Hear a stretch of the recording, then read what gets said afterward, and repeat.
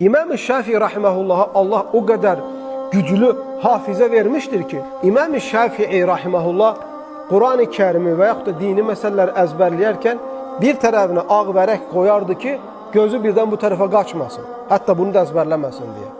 O kadar hifzi güçlü olur. Mekke'den Medine'ye gelir, İmam Malik rahimahullahla görüşür.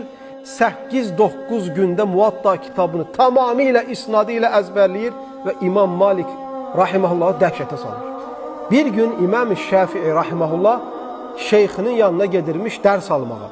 Bazardan keçerken başını kaldıranda bir kadının topuğuna gözü sataşır. Bir kadının topuğuna, başka yerine yoğa, bir kadının açılmış topuğuna hifzini zayıfladığını görür ve talep olunan şeyleri ezberlemediğini görür.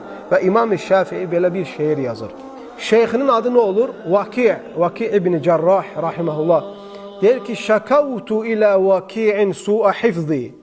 Ben şeyhim olan Vaki'a hafizayım zayıfliğinden şikayet ettim.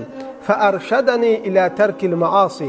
Mənə tövsiyə etdi ki, o zaman günahları terk elə. Və axbarani bi ennel ilmə nurun və mənə bildirdi ki, elm bir nurdur və nurullahi la yuhda li asi.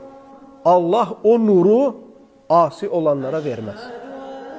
İnsanın hafizəsinə, insanın yaddaşına en büyük təsir eləyən şeylərdən biri insanın etdiyi gizlin günahlardır. Cemaatin içində deyil də, xəlvətdə olduqda etdiyi günahlardır.